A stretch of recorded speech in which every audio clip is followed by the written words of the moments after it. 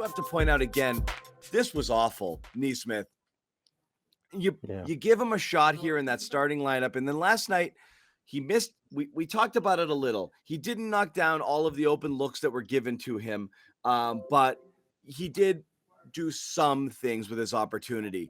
And tonight, what did he do? He was like stealing rebounds from his own teammates, like that. He was trying to win those hustle points sort of things. But I mean, how many times did he snatch a rebound out of one of his teammates' hands? Like a couple. So great. He gets the 7 rebound number. But again, no offense at all. And every time he gets a good look and people create for him, he's missing that open shot. These are not contested shots, and he's missing them. And at a certain point, you're going to have to say, this guy might not be the shooter we thought he was. The team is calling him Crash Bandicoot. I see that in the chat there. And that is so not the nickname. That's not a nickname you want if you're a shooter.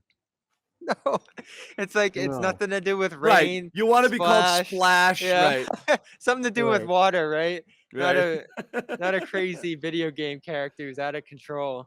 Yeah, it's bad, man. Oh my god.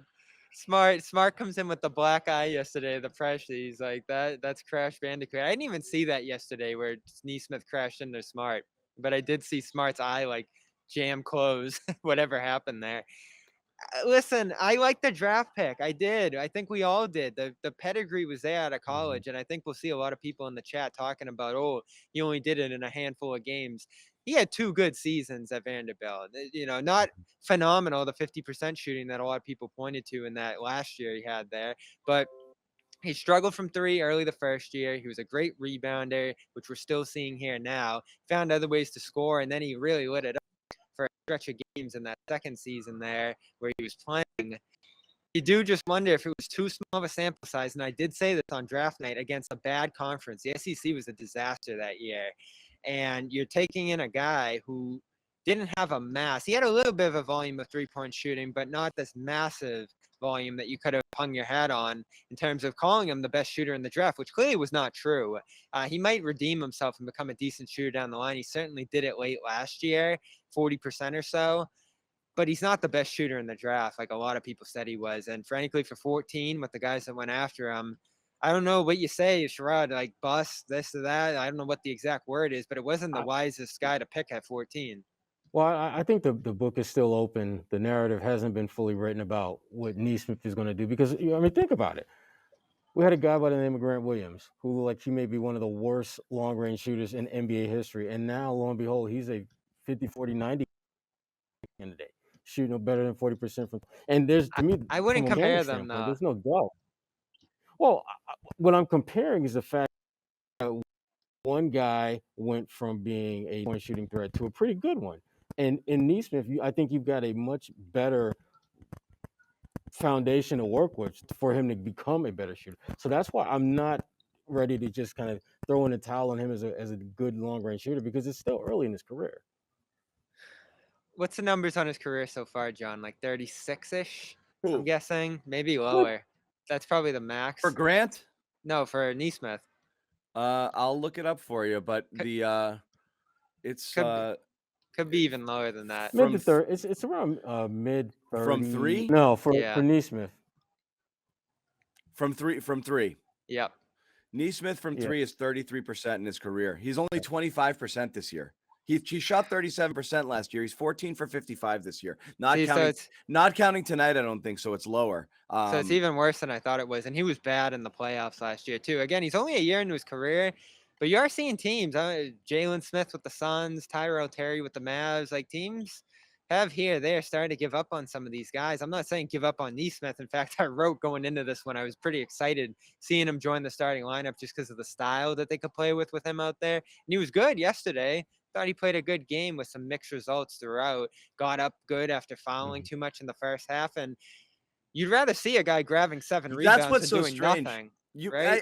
Yes and no. You make that point. What's so funny is everyone talks about Grant Williams like he was good, he was great in the SEC, 2-time SEC Player of the Year. You should have seen this coming. No one should have seen Grant Williams 3-point shooter coming. No one, because he didn't do it. Not only did he not do it efficiently in Tennessee, he didn't do it at all. He attempted 1 3 a game over his career. It was not a thing that he did. He reinvented himself. and became this guy. Nesmith, and that's supposed to be all he can do, can't do it at all. It's really perplexing, It's really strange. Grant Williams did not shoot threes. Never. Just didn't do it. It's not his thing. And now he's shooting 45%. It's him and Curry, That's it. And the book on the other stuff with Nesmith was pretty solid. Not a ton of potential in terms of putting on the ball on the floor and going downhill. Not super athletic. Yeah, exactly. The defense is a mess. Did you see the play before half where he was just completely lost in space and Burks got to the corner? They almost got burnt on that play on top of everything else. He can't get NBA defense right now. And that's what I don't think people get in terms of him not being able to play at all. You can't be like looking around like this on the defensive end, and Alec Burke, who's a phenomenal shooter, is in the corner wide open. That's just ending your night on most nights when your team isn't devastated with COVID. So I don't know, like what his role is going to be when you think of how Richardson's playing, with how Langford was playing when he was healthy. This guy's going to go right back to not playing at all, and I don't think you can knock Ime for it. That's the problem. Is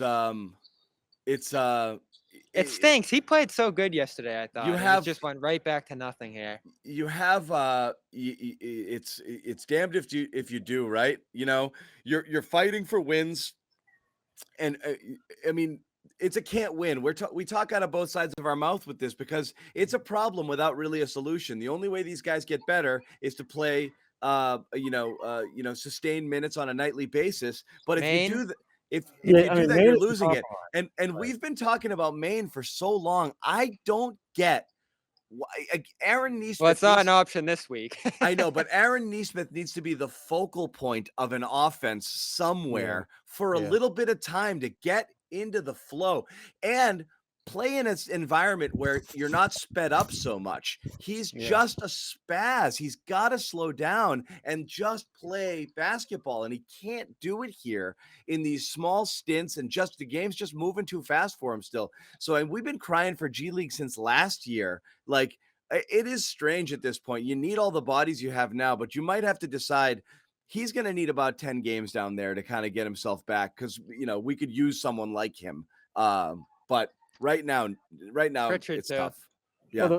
Well, the problem with sending him down there is if you had someone like Romeo who you could rely on to be healthy enough to play, you could absolutely send Nesmith down there and it not be a big. But you got to keep them both around, because you just never know when you're going to need that 6'6", 6'7" wing out there to just crash the party. That's what Nesmith does. Yeah, he's just got to play more basketball. Yeah. Because you see it, you see some stuff there, and you're like, maybe, Well, we saw it in the summer. We saw when you have an offense that is primarily geared around him, what he can do, and he was really good. Him and Pritchard, for that matter. So obviously, some of a different level of competition, but that doesn't change the fact that those guys had an opportunity to be in a system that was geared more around them, and they made the most of it in the summer. I am shocked that they went from looking that good to this bad. I didn't expect that. You certainly expect a drop off from what they were doing, but to not be able to play at all like both these guys have been for this entire regular season is so disappointing. Because, Gerard, we were out there. Those were the two best guys. You could probably throw 2 or 3 other guys in that list. That summer league period, they weren't just leading the Celtics to a decent run here. They were dominating teams. So here we are. I don't think they have a role on this team once they're healthy. Nesmith is the one that surprises me the most, because he was with the team for the entire duration this summer. And so it was a natural reality that he would make that transition from success in the summer to success in the regular season. But remember, Pritchard hasn't really been the same player since he left summer league and dropped 92 in that Pro-Am league and came back. He hasn't been the same dude. I mean, that's such a good point on Hauser. Hauser looks like a better shooter than him. Just looking at the two of them. I'm confused how Hauser can't get a look. And again, if he's got COVID. I know, but if we're talking in a role of specialists and your shooter can't shoot, bring in another guy who can shoot. I thought that was the whole point of having Sam around. Yeah, that was kind of the point. Sam's taking 9 threes a game in the G League, shooting 43%. That's just an astounding volume. He's taking 90 threes in 10 games. Yeah. Do what you do. He knows why he's here. Sam is no dummy. He knows I'm here to be a sniper. And that's what I got to show that I can do. Yeah. And he's doing it well.